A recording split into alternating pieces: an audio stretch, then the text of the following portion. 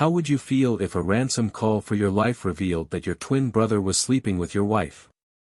What started as a terrifying kidnapping turned into the unraveling of my entire world, and nothing could have prepared me for the truth. Growing up in a small town, I was surrounded by people who seemed to know everything about one another. Family ties, lifelong friendships, and an unspoken sense of loyalty were the cornerstones of our lives. But as I grew older, I realized just how delicate those connections could be. My twin brother, Aaron, and I shared everything, or so I thought. While we looked alike, we were nothing alike in personality. I loved working with my hands, fixing cars, and spending time in our dad's junkyard. Aaron, on the other hand, was a smooth talker who thrived in sales, charming everyone around him. For years, I believed our differences only strengthened our bond, but over time, cracks in that belief began to show. What I didn't expect was how those cracks would one day turn into a rift so deep it would reshape my entire life. Things seemed stable when I married Rebecca. Becky was everything I admired: strong, driven, and successful in her career as an insurance agent. Together, we built what looked like a perfect life. Our home was cozy and welcoming, and our marriage seemed solid. But gradually, subtle changes crept in. Becky grew more distant, and there were small moments that made me question whether I could trust her as completely as I once had. I dismissed my doubts at first, telling myself it was stress or life's natural ebbs and flows. I had no idea that these feelings would not only expose cracks in my marriage but also bring to light an even bigger betrayal involving Aaron. Then came the day everything fell apart. I had gone out on a fishing trip with a few close friends, enjoying the quiet escape. Meanwhile, Becky was at work when she received a phone call that would shake her to the core. "Is this Rebecca Cole?" a voice asked sharply. "Yes, this is Rebecca." "Who is this?" she responded, puzzled. "We have your husband," the caller said, his voice cold and detached. "He's been taken hostage. We demand a ransom of $250,000. You have 24 hours to get the money, or he'll be eliminated. Do not involve the police, or he dies. Expect another call at 3 p.m. for further instructions." Becky's heart stopped. She struggled to breathe as panic gripped her. What are you talking about? Is this some kind of sick joke?" she stammered. But the caller's chilling tone made it clear this was no prank. His words hit her like a ton of bricks, leaving her frozen in fear, unsure of what to do next. While Becky faced this unimaginable situation, I was completely unaware of the chaos unfolding. That day would mark the beginning of a series of events that would shatter not just my marriage but my faith in the bonds I had held so dear. I had gone on a fishing trip with some friends to Lake Erie for 3 days, leaving my phone behind so we could fully enjoy the peace and disconnect from the world. My buddies and I were out on my boat, kicking back with a few beers and fishing, having the time of our lives. It wasn't often we got a chance to relax like this, so we made the most of it. My boat, a sturdy 35-footer, was perfect for the occasion, roomy enough to comfortably fit 6 people if everyone got along. We had also rented a cabin nearby to crash at overnight. This trip had been an annual tradition for us for the past 6 years, and it was always something we looked forward to. While I was cracking open another beer, everything changed in an instant. The Coast Guard sped toward us, their boat pulling up alongside mine with their weapons drawn. The tension was immediate. "Is one of you named Robert Cole?" one of the officers shouted. "That's me," I answered, confused. "What's going on here? Why are you pointing weapons at us?" "Sir, we received a report that you've been hijacked and are being held for ransom," the officer replied. I stared at him in disbelief. "What? I assure you, I'm fine. These are my friends, Pete and Frank, they work for me. We're just out here fishing for a few days without phones so we wouldn't be disturbed. Now, could you please lower your weapons?" The officers exchanged glances but didn't back down immediately. "Sorry, Mr. Cole, but we need to board your boat and take a look around. Do you have any weapons on board?" Just the usual emergency equipment, flares and such. You're welcome to come aboard, I replied, gesturing for them to proceed. The Coast Guard quickly searched the boat and checked our IDs, clearly not taking any chances. After confirming everything was in order, they apologized but explained that I needed to come with them immediately. The police back home wanted to speak with me. "Pete, Frank, you guys keep fishing," I said as I grabbed my things. "I'll try to get back to the cabin tonight or tomorrow. If I don't, make sure the boat is secured and everything's locked up." Reluctantly, I left with the Coast Guard and headed back to shore, my mind racing with questions about what was going on. Now, here's a bit of backstory about Pete, Frank, and me.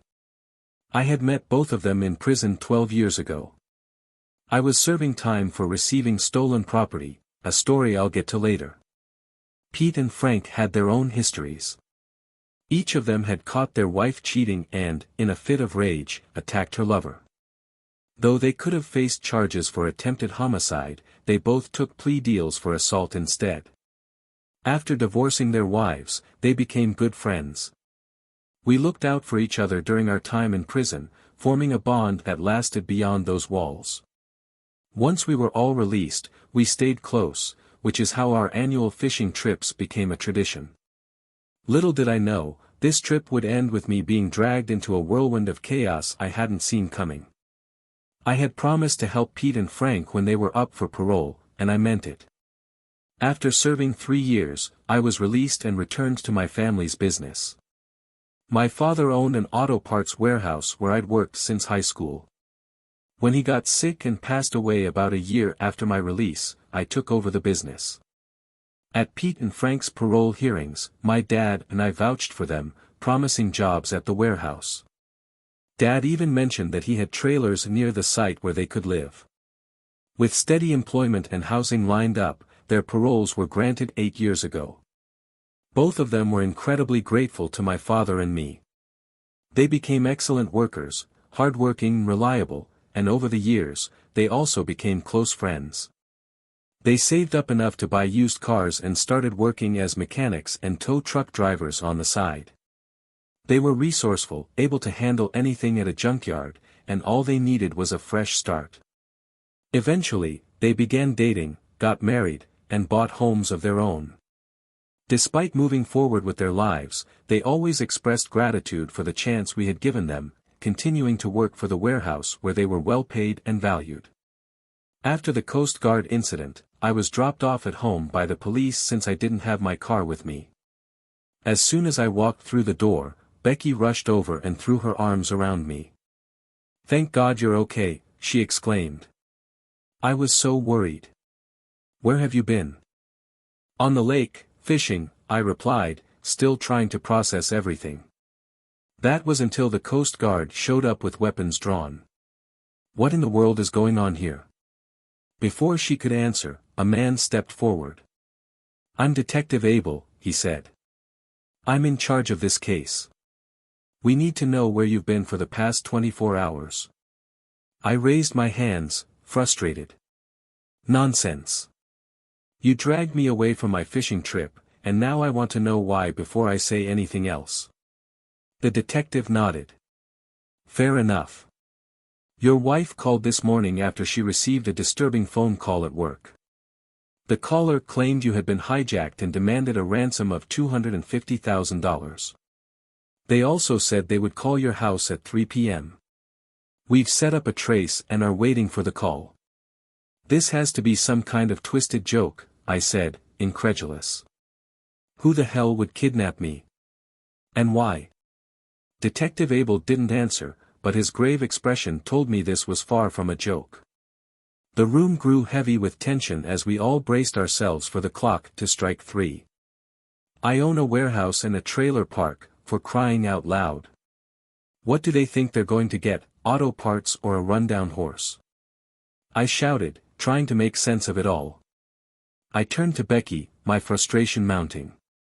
"Becky, did they say anything else?"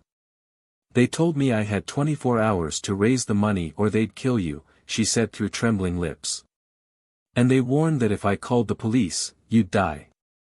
I didn't know what to do, Rob. I was terrified. But I couldn't handle this alone, so I called anyway, she added, tears streaming down her face. Detective Abel placed a hand on her shoulder. Mrs. Cole, you made the right call. No one should have to deal with a threat like this on their own.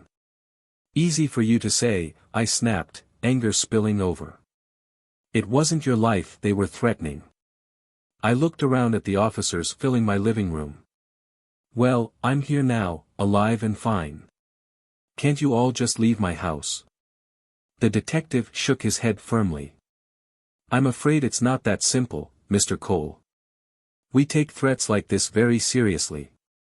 We need to stay until the call comes in. I sighed in frustration. Fine. You want to know my whereabouts for the last 24 hours? I was on the lake with Pete and Frank. They picked me up early yesterday morning for our annual fishing trip. We rented a cabin by Lake Erie. Check with them, they'll back me up. At 3 p.m. sharp, the phone rang. Every eye in the room locked onto the receiver. Becky hesitated, then picked it up, her hands shaking. Hello, she whispered. Is this Rebecca Cole? The voice asked. Yes. It's me, she said, her voice barely audible. Good. Now listen carefully. You've caused enough trouble already. We need $300,000 by 9 a.m. tomorrow. The extra money is for the lies and the headache you caused. We'll call in the morning with instructions on where to drop it off. No police, no games, or your husband dies. Do you understand? Please, don't hurt him, Becky begged. I didn't call the police. I swear I only spoke to a lawyer because I didn't know how to get that kind of money.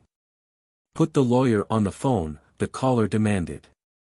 Becky handed the receiver to Detective Abel, who quickly adopted the role of John Wells, our supposed attorney. This is John Wells, the Cole family's lawyer, Abel said smoothly. What do you need? The voice on the other end was icy. We need the money. That's what, $300,000 by tomorrow morning. If we find out you've contacted the cops, he's dead. This isn't a game. Understood, Abel replied, staying calm. We'll have it ready. Where should the drop be made? You'll get those details tomorrow. No more stunts. The line went dead. The silence in the room was deafening. Anger bubbled over as I turned to Becky, my mind racing through everything that had been said. Something didn't sit right, and then it hit me like a brick. You cheating liar. I roared. You've been messing around with my brother, haven't you? Becky's face paled, her eyes widening in shock. But in that moment, I wasn't sure if it was guilt or fear staring back at me. I'm not paying a single dime to save him. I shouted, my voice trembling with anger. Let those guys deal with him, it'll save me the trouble of doing it myself. Two officers stepped between me and Becky, their presence making her seem almost relieved. Her voice wavered as she tried to explain everything to Detective Abel. We said goodbye that morning, she began, her hands fidgeting nervously. Rob was heading out to the lake with Pete and Frank, and we planned to meet again that evening. I went to work like normal, trying to keep everything together. But when I got the call saying he'd been hijacked, I panicked. I didn't know what to do, so I called the police. That's all there is to it. Abel nodded, his expression neutral. Did you plan to return to the cabin tonight? He asked, flipping through his notes. Yes, Becky replied quietly. We had it booked for 2 nights. I couldn't hold back any longer. You liar. I exploded, my frustration boiling over. You've dragged me into another one of your messes. As the room fell into an awkward silence, my mind wandered back to simpler times. My father and I had worked hard to build our lives. I had chosen to stay and help him grow the family business, something he was incredibly proud of. One evening at a party, I met Becky. Within a year, we were married, and she moved into the house with me and Dad. Eventually, Dad handed over the house to us and moved into one of his trailers nearby to give us some privacy. For a while, everything seemed perfect. Becky and I had 2 kids, and life felt stable. But then Aaron came back from college, and things started to fall apart. One day, I caught Aaron flirting with Becky. That moment was like a punch to the gut. "What the hell do you think you're doing?" I snapped, barely holding back my rage. Aaron smirked, his tone dismissive. "Relax, Rob. I don't want her. She's all yours," he said, laughing like it was a joke. The incident left Dad disappointed, but I assured him I'd take care of everything. "Don't worry, Dad," I said, determined. "I'll always be here to look after the family and the business." But life wasn't done testing us. One day, a man showed up with a handful of cars he wanted to sell. Dad made an under-the-table deal, something he'd done a few times before to save on taxes. Unfortunately, he didn't check the VIN numbers. A few days later, the police showed up with a search warrant. The man had tipped them off, claiming the cars had been dumped in our lot. Dad was devastated. While I served time in prison for the mistake, Dad relied on his cousins to keep the salvage business afloat. They were capable, but it wasn't the same without me there. Even behind bars, I carried the weight of what had happened to our family. And now here I was, back in my own living room, surrounded by police and tangled in yet another betrayal. If Aaron thought I'd come to his rescue this time, he was dead wrong. I first met Pete and Frank years ago during a rough patch in all of our lives. Despite the situations that landed them in trouble, they seemed like solid guys. Both had caught their wives cheating and, in fits of rage, had beaten the men involved so badly they ended up in the hospital. I could understand their anger. I'd nearly done the same to my own brother, Aaron. When Pete and Frank were up for parole, I promised to help them rebuild their lives however I could. Life didn't stay simple, though. After my father passed, Aaron inherited most of Dad's savings, stocks, and bonds, around $300,000, and happily moved on with his life. He'd recently married Cora, a wealthy widow who owned a successful real estate business she had built with her late husband. Cora was sharp, capable, and undeniably attractive, though I always suspected she married Aaron more out of loneliness than love. She could have done much better. It was at one of Aaron and Cora's lavish parties that I met Rebecca, the woman who would later become my wife.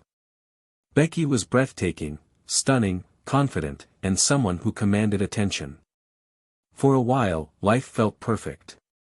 I had my business, close friends, and a beautiful wife. But a few months ago, Becky started acting differently.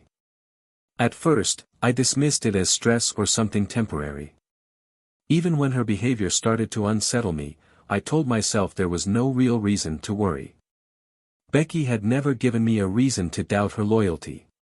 When the time came for my annual fishing trip with Pete and Frank, I told Becky about our plans like always.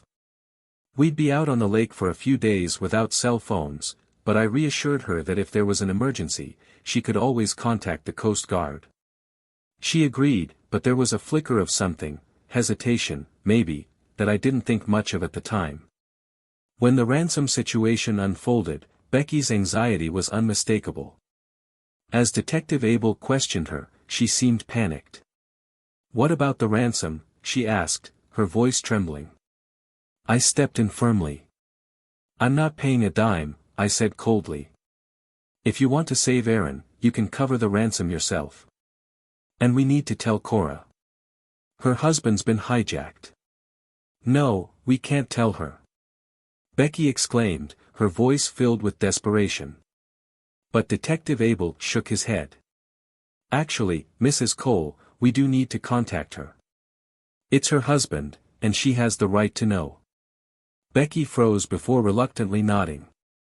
"Fine," she said softly. "Let me call her." As Detective Abel prepared to reach out to Cora, I stood there, seething. Becky's reaction only deepened the unease that had been gnawing at me for months. Something wasn't adding up, and I couldn't shake the feeling that the truth was about to come crashing down on all of us. I suggested she could come here so you could talk to her directly, I told Detective Abel, keeping my frustration in check. Fine, he replied curtly. But get her here quickly. I grabbed my phone and called Cora. Hey, Cora, it's Rob. Can you come over? We need to talk, it's important. Is this about Aaron? She asked cautiously. Yes, it is. Please come as soon as you can, I said firmly. Cora arrived not long after, her expression tight with concern as she stepped into the room. What's going on? She asked, looking around at everyone. We're trying to make sense of all this, I explained. Aaron's been taken, and they're demanding a ransom. Cora hesitated, clearly uneasy. I'll help however I can, but I've had my suspicions about Aaron for a while now, she admitted. He went to Pittsburgh recently for a home show and said he was sharing a motel room to save money. He's done that before, but this time something felt off. Detective Abel leaned forward slightly, his tone sharp. What made you think he was cheating? Cora took a deep breath before continuing. He's been distant, she said. Avoiding me, disappearing for long periods, and not acting like himself. I even hired a private investigator to follow him. When Aaron checked into the motel, the investigator didn't find him, there was another man in the room instead. It's like Aaron just vanished. I don't know if that's connected to this, but something doesn't add up. Detective Abel turned to me next. Rob, do you have any enemies, or know anyone who might want to go after you? I sighed, frustration mounting. I'm worth a decent amount on paper, but I can't get that kind of money together quickly. Honestly, I think Aaron set this up himself. He's been sleeping with Becky and knows she has access to money. Becky's face flushed with anger as she snapped at me. He didn't do this, she shouted. Aaron loves me, and we were going to leave together. You're just jealous. You two-faced liar. Cora yelled, stepping toward Becky. He's all yours now. He even took money from me, and for what? Good luck dealing with him. Detective Abel stepped between them and defused the situation, arranging for Cora to stay with a private security guard who would also keep her updated on the investigation. She reluctantly agreed. I turned to Becky, my voice icy. I'm going back to the cabin for a few days. Once you get your lover back, I expect you to pack your things and leave my house. It's mine now, and I'm done with you. Detective Abel watched me carefully but eventually escorted me to my car. Stay alert, he said. You were supposedly the original target here, remember? Thanks, but I doubt that now, I said flatly, starting the engine. I drove back to the cabin, the weight of the day pressing down on me. That evening, Pete and Frank returned with pizza and beer. We sat around the table as I recounted everything that had happened. This is unreal, Pete said, shaking his head as he took a bite. Feels like something out of a bad crime show, Frank added, opening a beer. The next morning, over coffee, Detective Abel called to update me on the case. Nothing made much sense yet, but I couldn't shake the feeling that this was only the beginning of the fallout. After I left, the detectives continued their investigation at the motel. The clerk told them someone had asked for Aaron's room but didn't get a good look at the person. The room Aaron and Becky had shared had a back exit that led out by the pool, and the detective suspected Aaron was taken through that door. No one at the motel reported seeing anything suspicious, but Aaron's car was still in the parking lot. Most of his belongings were left behind, including his wallet, minus the cash and credit cards. Later, the detectives regrouped with me, Pete, and Frank. I had brought snacks and coffee, trying to keep everyone focused. Detective Abel laid out the plan. The hijackers had instructed Cora to leave the ransom money in a suitcase in the trunk of a specific car. Take the key and leave the car, they had said. We have another key and will call with Aaron's location after checking the money. Aaron had reportedly protested during the exchange, but the hijackers threatened him, warning that he'd be eliminated if the money wasn't delivered by 10 a.m. Despite our reluctance, we agreed to follow their instructions. Detectives Jim and Bob hid nearby with binoculars, keeping a close watch on the building and the car where the money was left. We waited until noon, but no one showed up to collect the suitcase. I started to worry that something had gone wrong, but the tracker placed in the suitcase showed it had moved to a different location. Eventually, Aaron was recovered safely, though shaken. When Cora arrived to see him, she was distant. "I'm filing for divorce," she told Aaron plainly. "I'm glad you're safe, but this is the end for me." She thanked the detectives for their efforts, and Abel turned to me. "Do you have any idea who might have been behind the attempt to snatch you?" Abel asked. "Detective, I run a scrap metal recycling center," I replied. "I was on a fishing trip with my best friends, and my cousins were running the warehouse. If someone was after me, it might have been tied to Becky." After wrapping up the updates, the detectives thanked us and prepared to leave. Abel offered one final piece of advice: "Stay alert, Rob.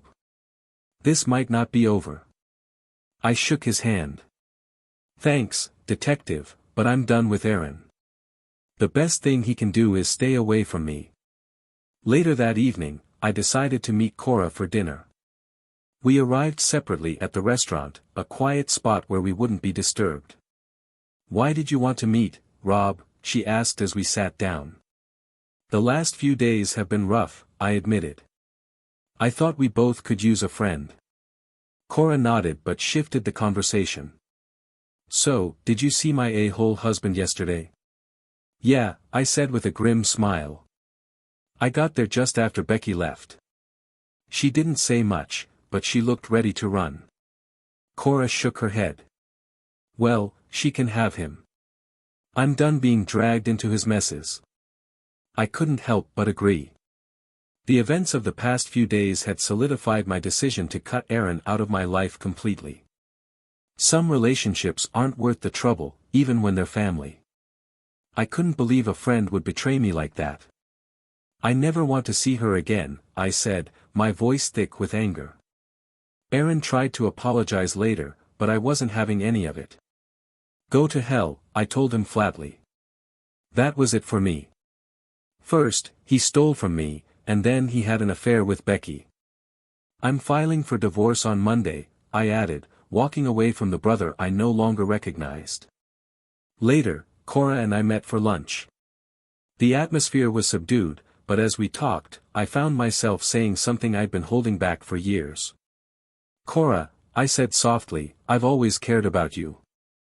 It's a shame I picked the wrong brother back then, but I didn't know you at the time." She smiled, though her expression was tinged with sadness. "We each have to deal with our divorces now. Besides, some might even think we faked the hijacking just to be together," she said, chuckling lightly. "That doesn't mean we can't have dinner or lunch once in a while," I replied. Spending time with Cora was a breath of fresh air. She was kind, genuine, and easy to talk to. I had thought about her many times over the years, though I never admitted it. We were both married then and had respected our vows. Now, everything was different. During one of our conversations, she mentioned how most of her money was gone because she'd given it to Aaron. "You can thank my brother for that," I said, my frustration clear. "Talk to him, maybe he can return some of it." Her expression darkened. "You're a horrible, pathetic person," she snapped. "You were willing to let your brother die." I cut her off sharply. "I didn't do anything to him. If he hadn't been fooling around with my wife, I might have helped him." Cora shook her head, the disappointment evident in her eyes. "Anyway, I'm seeing a lawyer on Monday. You'll be served with divorce papers later this week," she added firmly. "I suggest you sign them." Things slowly started returning to normal as the hijacking case took a back seat now that Aaron had been found. Work resumed, and Cora and I began having dinner together twice a week. We both filed for divorce, and the lawyers informed us it would take about 90 days to finalize. Surprisingly, neither Becky nor Aaron contested the divorces, likely because we both had prenuptial agreements in place. Over the next month, Cora and I grew closer. She confided in me about how hard it had been with Aaron's betrayals and the financial mess he'd left behind.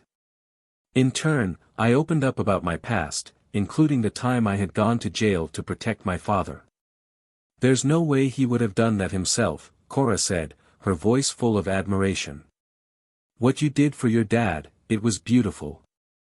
Heroic, even." Her words left me momentarily speechless. For the first time in a long while, I felt like someone truly understood me. Cora and I were navigating through the wreckage of our lives, but together, we were finding something real in the process. I realized I was falling in love with Cora. Being around her felt natural, like I was finally home. She had this way of making everything feel lighter and more joyful, and for the first time in years, I felt truly happy. One evening, as we sat together, I took a deep breath and asked, "Cora, when our divorces are final, would you marry me?" She looked at me with surprise, her expression unreadable. We hadn't even made love yet, but I meant every word. "Rob," she said softly, "are you sure you want to do this? I'm probably not the best lover, considering my husband left me for another woman." I reached over and took her hand, squeezing it gently. "Cora, I've never been more certain of anything in my life." That night, for the first time, we shared a room and made love. It wasn't just physical, it was intimate and filled with trust, something I hadn't felt in years. The next morning, we decided to explore the city together. We visited the Carnegie Institute, wandered through the museum, and later caught a baseball game. We weren't Pirates fans, Cleveland was our team, but that day, we cheered like kids at a carnival, laughing and enjoying every moment. That evening, we went out for dinner, then returned to the hotel for cocktails and dancing. It wasn't fancy, but it was perfect. Cora was everything I could have wanted: fun, intelligent, beautiful, and full of life. I couldn't wrap my head around how my brother, Aaron, could have ever cheated on someone like her. A few days later, Detective Abel contacted Cora with some surprising news. "Cora, I noticed you canceled the chase card you and Aaron shared. Is that right?" he asked. "Yes," she said, confused. "I canceled the cards I had duplicates of." "Why do you ask?" "Your husband had another chase card," Abel said. "It was used last Friday at a gas station in Youngstown." "That's impossible," Cora replied, her brow furrowing. "Aaron was at his corporate office in Youngstown that Friday, but he told me he didn't use that card. He said it was stolen." Abel nodded. "He claimed it was his personal card, ordered a replacement, and didn't report it missing. It's something you might want to ask him about." Cora shook her head, clearly frustrated. "I didn't even know he had another card," she admitted. "That's just like him, always hiding things." Later that evening, I decided to be direct. "Cora," I said, looking into her eyes, "are you going to marry me?" She hesitated, her voice soft but steady. "Rob, I care about you. I really do. But there's one big issue." "What's that?" I asked, my tone calm. "I'm sure we can work through it." "It's about the hijacking," Cora said, her tone serious. "I have this feeling that you know more than you've told me. If we're going to get married, I need to be able to trust you completely. I've been married twice before, and both my husbands lied to me, not just about cheating, but about so many other things. I can't go through that again." I smiled gently and reached for her hand. "Cora, I'll tell you everything. I want us to start fresh, with no secrets." Her expression softened, and in that moment, I knew we were taking the first step toward building something real together. I felt a pang of guilt as I recounted everything. "Why do you think Becky was there?" Cora asked, her voice steady but searching. "She wasn't there for Aaron. She was his mistress," I replied bitterly. I shared a story about one of my clients. At a conference, he approached someone slapped him on the back, and shouted, "How the hell are you doing, you stupid son of a witch?" The man turned around, startled and angry, telling him to back off. That's when my client realized he had the wrong person. "It wasn't me," I explained. I showed him a picture of Becky and asked if that was the woman he'd seen. He said yes. Then I told him it wasn't me, it was my twin brother, Aaron, and his wife. The guy looked shocked and said, he was all over her like newlyweds. I played along, pretending I didn't know the truth, but it burned inside. Afterward, I called Becky's sister to confirm a few things and learned Becky hadn't been to Las Vegas as she had claimed. Aaron's greed didn't surprise me, but I knew it would lead to trouble. Aaron's so greedy, he'd never admit someone else put money in his account, I told Cora. That kind of doubt will stick with him and Becky. She'll always wonder if it's hers. I laughed bitterly. There's no way he can explain that cash away. Cora stared at me, her expression unreadable. "What did you do with the rest of the money?" she asked. "I didn't need it," I said. "I used it to buy stock in my company for Pete and Frank, my two friends who stood by me through everything. I gave them $50,000 each, and now they each own about 4% of the business. I told them to hold on to it, it's their reward for their loyalty." We took a quiet boat ride that afternoon, surrounded by calm water and serene views. It was peaceful, and no one mentioned Becky or Aaron. The hijacking wasn't brought up either, but I noticed Cora hugging Pete and Frank. It was clear she understood who my real friends were. Our wedding was a beautiful celebration, filled with food, music, and the warmth of family and friends. Cora's parents were surprised by how much I looked like Aaron, but she quickly explained that he was my twin.